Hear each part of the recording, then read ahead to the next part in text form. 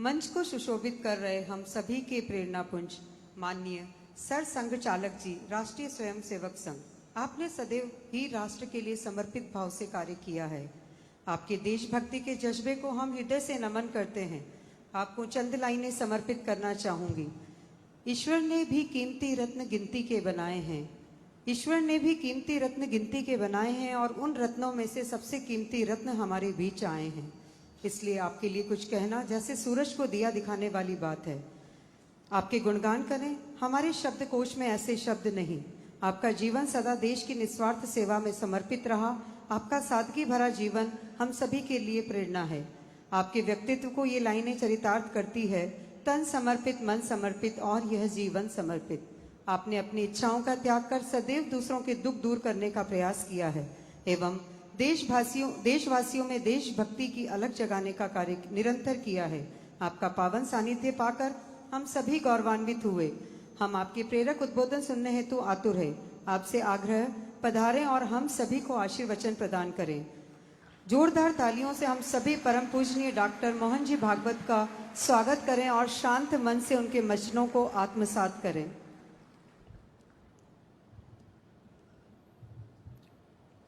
आज के कार्यक्रम के अध्यक्ष और हमारे नागपुर महानगर संघ चालक आदरणीय राजेश जी लोहिया,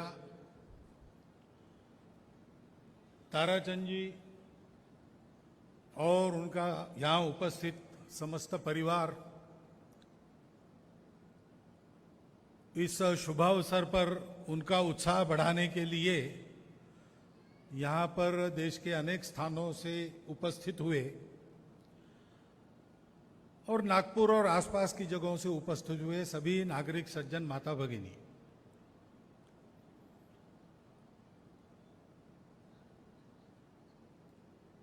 वैसे मेरा उद्योगों से कोई संबंध है नहीं, इसका कोई मैं जानकार नहीं हूं, तो देखकर सब कुछ समझ में आए ऐसी मेरी बुद्धि भी नहीं है। लेकिन 2011 में मैं इनके कोटा स्थित उद्योग में गया था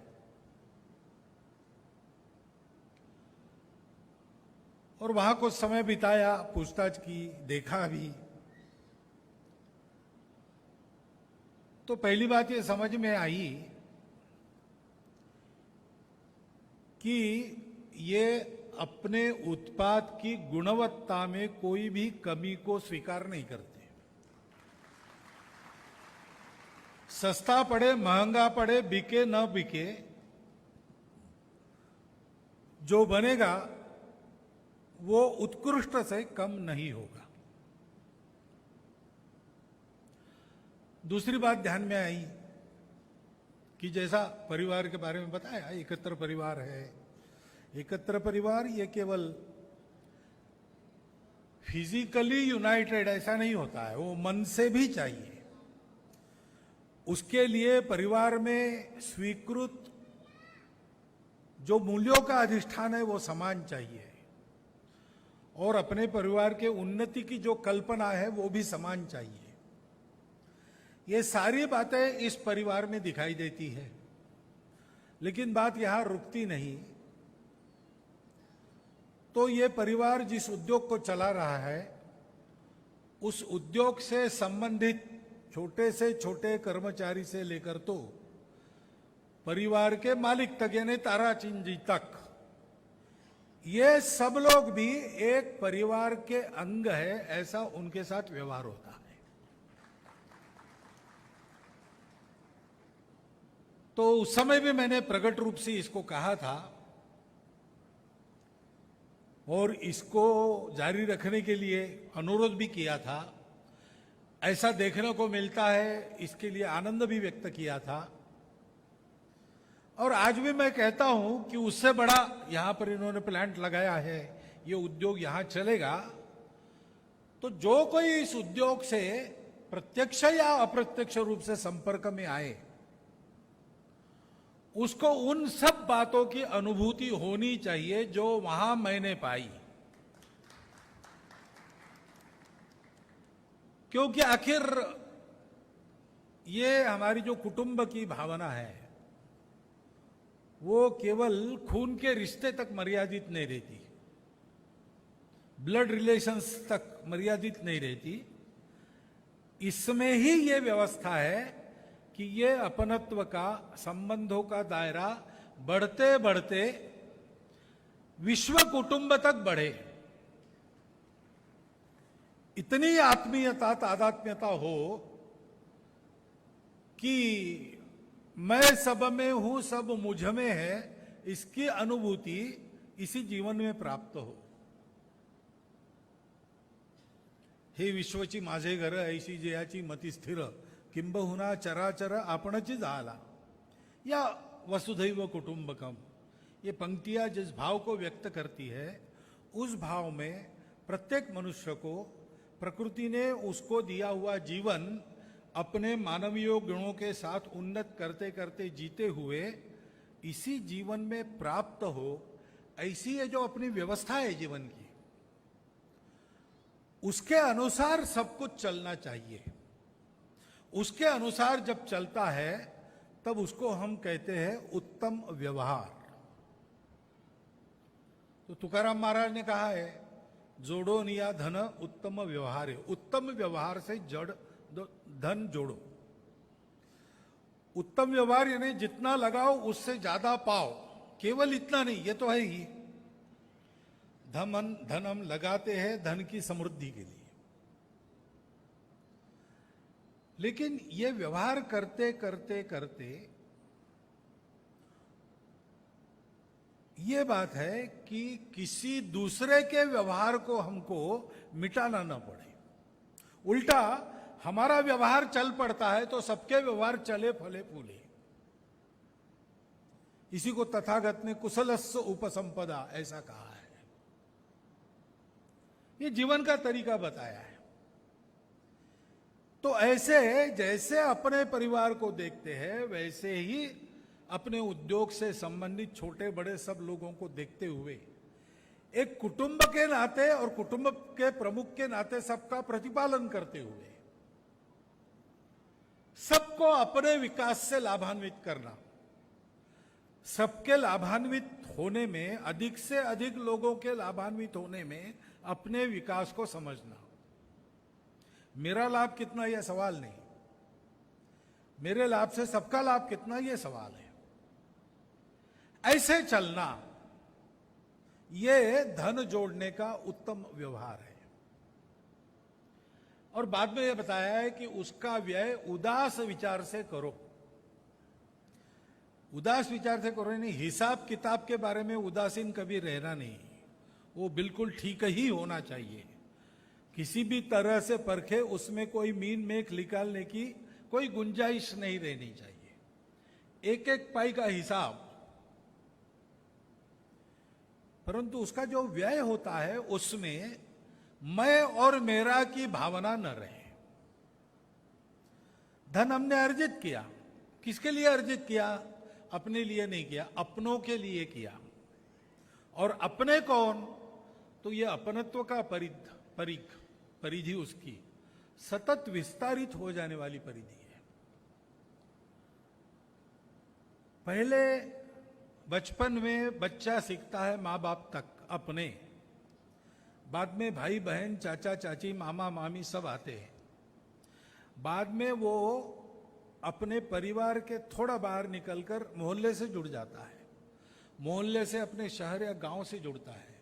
ऐसा क्रमशः जुड़ते जुड़ते हे विश्वची माझे घर, यहां तक उसका अनवरुद्ध विकास चले, ये यात्रा सतत चलती रहे, बीच में रुके नहीं। ये हमारे जीवन की आदर्श कल्पना है।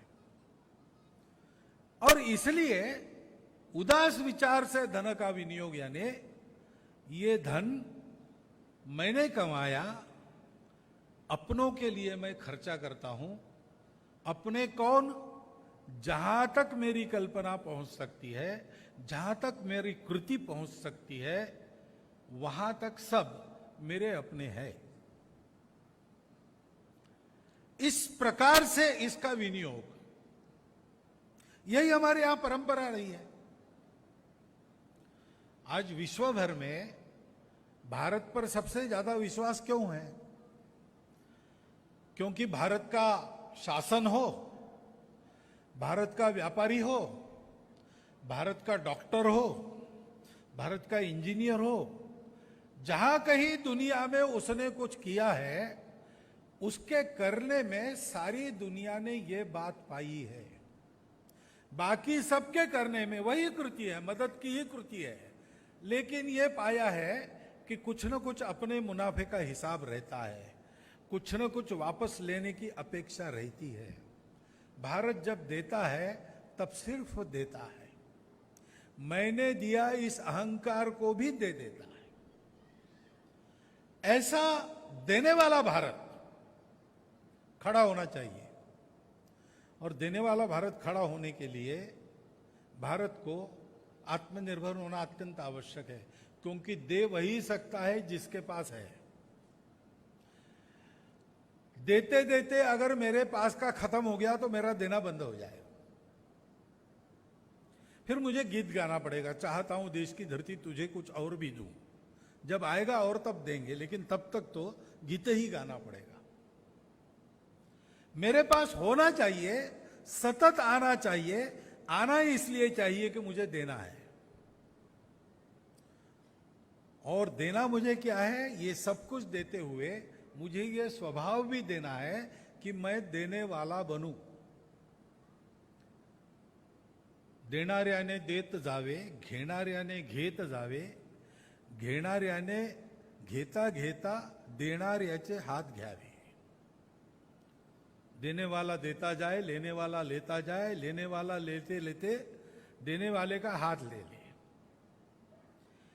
इस प्रकार से पूरे भारत को विश्व को देने वाला बनाने वाली आत्मनिर्भरता अपने पास चाहिए, और ये आत्मनिर्भरता अपने पास है, बढ़ रही है। ये दिखता कहां है? ऐसे उद्योगों में दिखता है। ये मैंने वहां देखा, इसलिए जब पता चला, नागपुर में आ गए, यहां कुछ करना चाहते हैं, और पता चला कि अब मुहूर्त हो गया और बन गया, अब उसका शुभारंभ करना है, आपको आना है।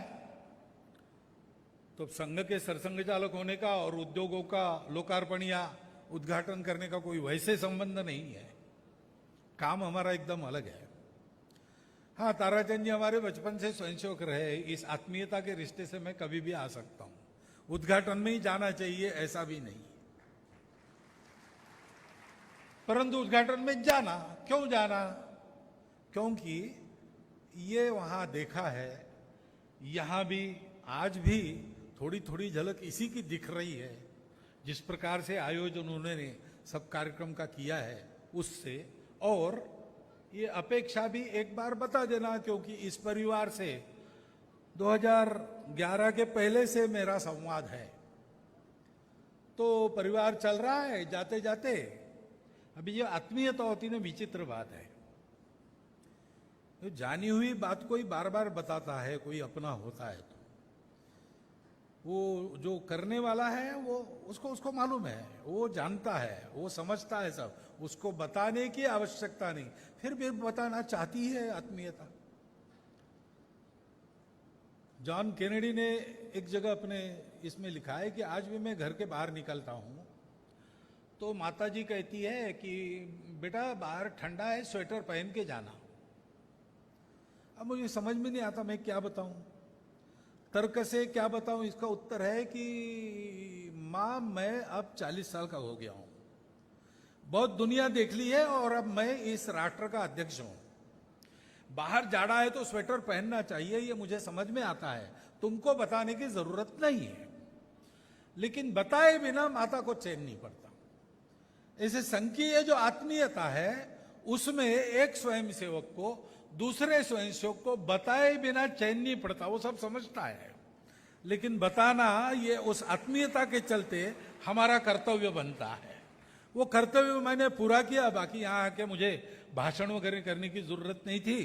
गोयल परिवार का फिर एक बार मिलना हो गया, और आप सबके दर्शन हो गए, और एक अच्छे उद्योग के प्रारंभ का साक्षी बनने का सौभाग्य मिला।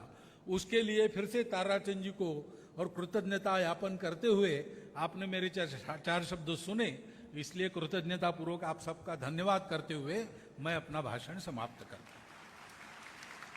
बहुत बहुत धन्यवाद। आपका प्रेरणादायक पाथेय हमें मिला। ऐसा लगा जैसे आपने अपनी विलक्षण प्रतिभा से पूरी सृष्टि को समेटकर सार गर्भित शब्दों में गागर में सागर भर दिया। आपका सानिध्य पाकर हम सभी गौरवान्वित हुए। आपके अनूठे ज्ञान का सभी ने कुछ न कुछ अंश चुराया है, परंतु कहते हैं ना, ज्ञान बांटने से बढ़ता है। आपने अपना अमूल्य समय देकर हम सबका मार्ग प्रशस्त किया और नई ऊर्जा का संचार किया और हमारी संकल्प शक्ति को और प्रगाढ़ किया। बहुत बहुत धन्यवाद। आभार।